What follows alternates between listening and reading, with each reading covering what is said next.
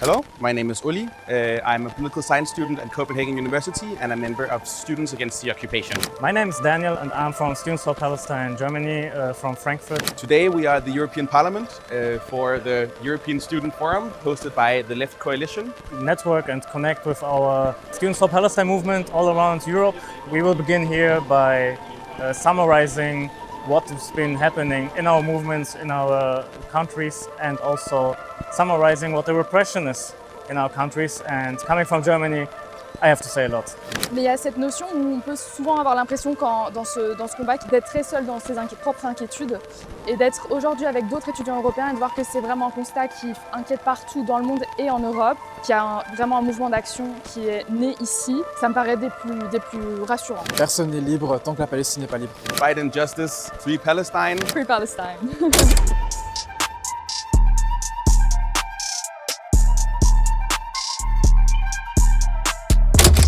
C'est un événement qu'on a mis vraiment plusieurs mois à organiser. On l'inscrit comme dans un début de quelque chose qui consiste à minima à visibiliser au maximum la répression dont est victime le corps étudiant dans la mobilisation, dans la solidarité avec la Palestine.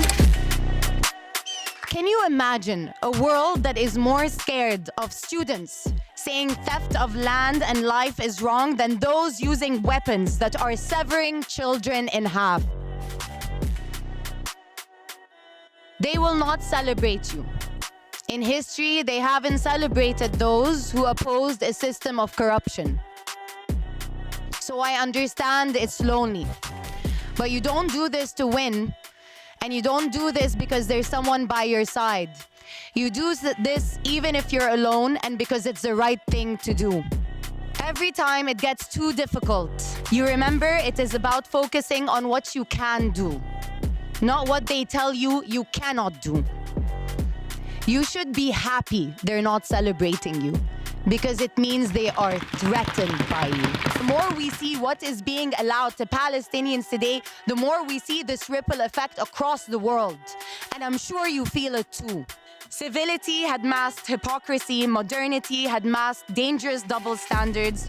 For what are these decorated words without values and backbone? And these students, the students that are here today, are doing what every single politician ought to have been doing. So you be powerful and you don't wait for them to tell you to be empowered. You empower yourselves. Alors donc dans cette première agora, on va essayer de faire un court état des lieux de la mobilisation en Europe, de parler des spécificités de l'organisation des mouvements étudiants, de leurs revendications et des leviers politiques possibles. One of the main pillars of success for the movement, as I was saying, was collective action, teamwork. I think we also need to think about what do we do when the argumentation stops or the conversation stops and how do we escalate. La question du boycott académique, c'est là-dessus qu'on peut agir, c'est là-dessus qu'on peut mettre fin à la complicité de nos institutions concrètes. C'est une question qui concerne tous les membres du personnel académique, que ce soit les étudiants, le personnel, les professeurs. Et donc ainsi, on peut brasser large pour aller chercher les victoires les plus ambitieuses possibles et les plus atteignables. Les universités, de manière générale, ont quand même une attention particulière à leur image. Pour leur image, avoir une occupation au sein de l'université, c'est pas quelque chose de positif. En mettant des moyens de pression de cette manière-là et en réfléchissant plus de manière globale au sein des occupations dans un pays, je pense qu'on a tout à gagner et donc il faut vraiment échanger entre nous. Was uns aber wichtig ist, zu betonen, ist, egal wie stark wir repressiert werden, eins werden wir nicht vergessen, wir kämpfen zwar offensiv gegen unsere Repression, das ist auch wichtig zu tun, aber wir sollten uns nicht durch sie ablenken lassen und vor allem nicht von ihr einschüchtern lassen. Die Funktion der Repression ist vor allem Angst zu schüren in unserer Bewegung, aber bei uns erzeugt sie nur Stolz.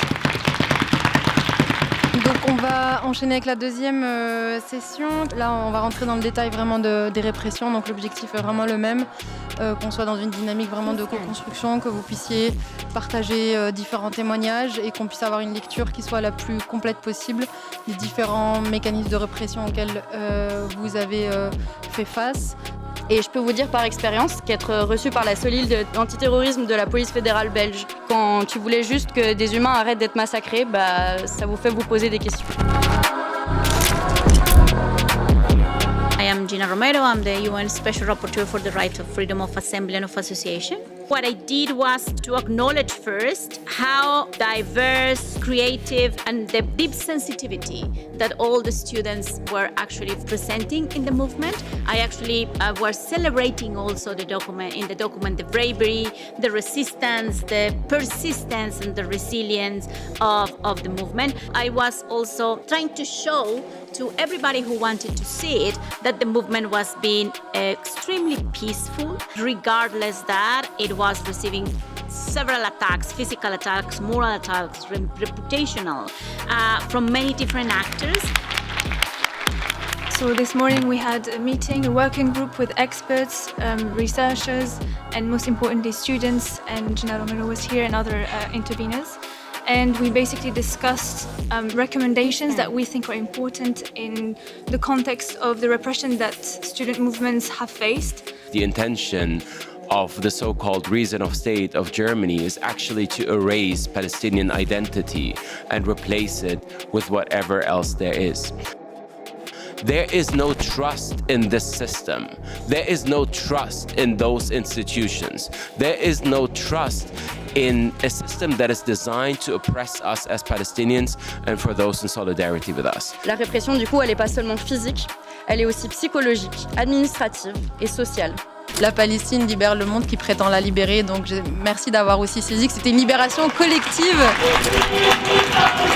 Vive Palestine!